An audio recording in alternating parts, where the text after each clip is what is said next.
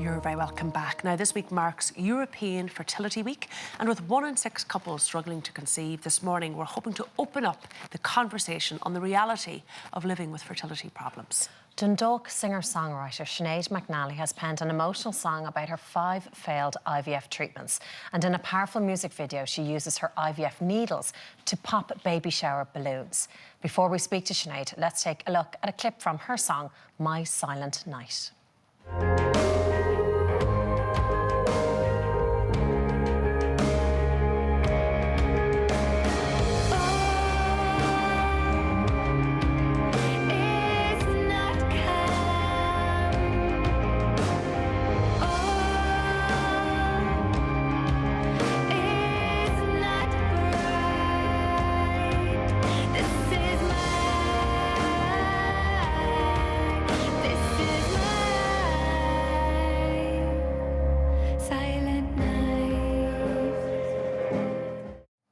Well, Sinead McNally joins us now alongside registered midwife and fertility coach Helena Tuberty. You are both very welcome to the show.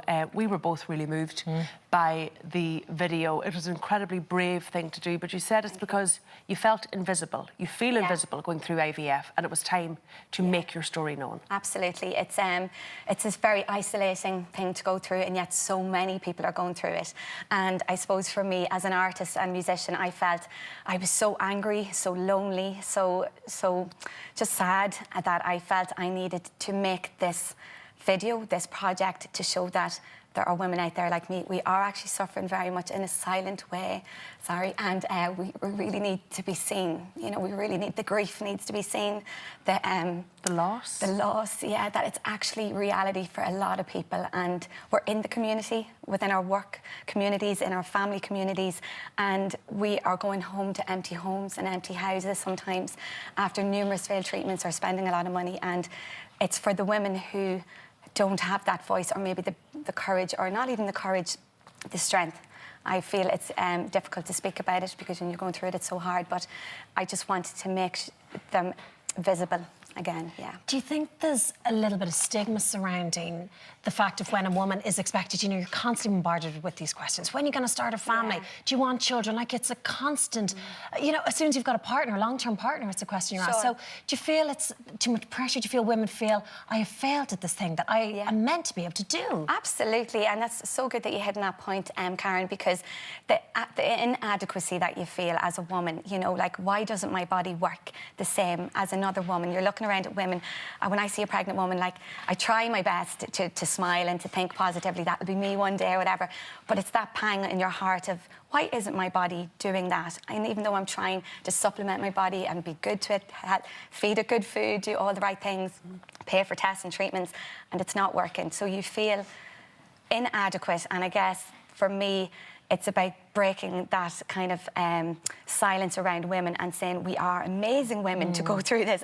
We have something to teach the world. Our bravery, our courage, our strength is phenomenal. So we have something to offer, you know. Which has been so difficult, I'd imagine, at times, Sinead, to keep that bravery and to keep that courage and to keep that strength. Like so many women, so many of our viewers this morning, it wasn't until you were in your 30s that maternal pull, that you started to listen to it perhaps and answer it. So tell us what happened. Yeah, so basically I changed career at 30, as you do, and from teaching to being, say, a full-time songwriter and musician, because that was always in my heart, been writing songs since I was 10 or 11. So unfortunately, we weren't actually actively trying at the time, but we knew time had passed. That was a bit like, oh, we haven't had to do any pregnancy tests. Is this a bit kind of strange? So this is yourself and your husband? Yes, myself and my husband. We figured that it didn't seem right that a few years had passed and that we hadn't even thought, oh, maybe I'm pregnant this month, you know what I mean? Even though we weren't saying we want a baby right now, but a blessing's a blessing. So once, then I got tested, some GP put me through different tests. It was discovered that I was going to have nearly an impossibility of getting pregnant naturally. So it was kind of 34 when I discovered that. And this is where it's all about education too. Maybe if I'd have known a little bit earlier in my life that there was going to be an underlying issue. Because you had heavy periods, but just kind of thought, this is just normal. Yeah. So there was actually an underlying cause all these years. There is, and I think if girls really get to know their bodies from their teens, tracking cycles, being aware of how your body operates hormonally as well, it might signal something that might then be something that would determine that there's endometriosis or PCOS in the body, or any kind kind of thing, I mean, please God, everybody's going to be fine. But if you're aware of your body and the cycle every month, it may actually give you indicators of potential, you know, problems down the line if something doesn't add up, you know, from month to month. What is it like, Sinead, for people perhaps who haven't experienced fertility problems to go through IVF, to go through it 5 times and for it to not have worked? Scary, and every time gets harder because you're nearly more scared. What I did say to a researcher yesterday is when you're told you need IVF in this country, you kind of just walk out the hospital and home and you Google and you try to find your way. And that's why we really need this conversation. And I know conversations are happening now, and that's wonderful, but we need everybody to kind of... We actually need the people not going through fertility treatments to have our back now. Because when you're going through fertility treatments, you're not in the place to really have the strength, you know what I mean, to put yourself out there and say, I need help. Because it's so emotionally difficult. Physically, I'd imagine, mentally and emotionally difficult. Physical side of it, of course, all the side effects, you know, bloatedness, everything. You're a maniac, like for some... And you're injecting yourself with the needles that you show in the video. I mean, God, what a powerful symbol. Yeah, well, they're actually the needles from my treatments. Well, some of them. There's a lot more, but they were just a selection of them. And, yeah, I just felt... My mum, she's so lovely, she said to me, would it have been easier to do this video when you had your happy ending? And I said no, because this is actually what I am dealing with now in my life. And having a happy ending would mean that I was looking back on it. This is the reality of what women are going through. This video, as far as I'm concerned, is to show that the baby shower, not having the baby, that's heartbreaking, yeah. And Helena, because the reality is, IVF is not the miracle solution. It's 25% of couples who have the outcome of a healthy baby at the end. So, I mean, Sinead's story is very familiar to you, I'm sure. Very familiar. I mean, I've been helping couples to conceive either naturally or with the IVF for 30 years. So I've seen the different developments, I've seen the different fads, and there has actually been so few actual developments. The success rate hasn't really altered that much. So the science hasn't moved on adequately, you don't feel? Not adequately. There is, you know, it's very consistent and it hasn't improved. And I think, as Professor Winston, I was mentioning that the other day, that the sense of diagnosing and actually finding the issues, finding them earlier, treating them, layering it up, and including the guy, because very, very often treatment is centred on the woman and the guys are sidelined. And it's like, you're fairly okay, so grand. Whereas, in fact, if you have both on the same page, both getting any underlying conditions treated. Really, I suppose, like going into a marathon, you train for it, you're prepared for it, everything is in really good, you know, there's really good sperm counts, no DNA fragmentation.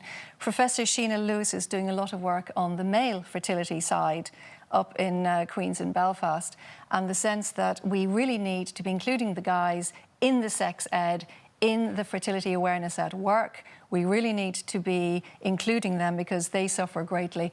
And the mindset, the emotional aspects, then further impact fertility as well. So it's a vicious cycle. Yeah. And as you said so well, Sinead, that going into another cycle, and it's kind of like, well, it's failed last time. And we all take failure so personally. Failure's an awful word. That's what I mean, it's the language that surrounds IVF. You're so right. Failure to conceive. No, hang on a second. I always see IVF, it's a really useful tool.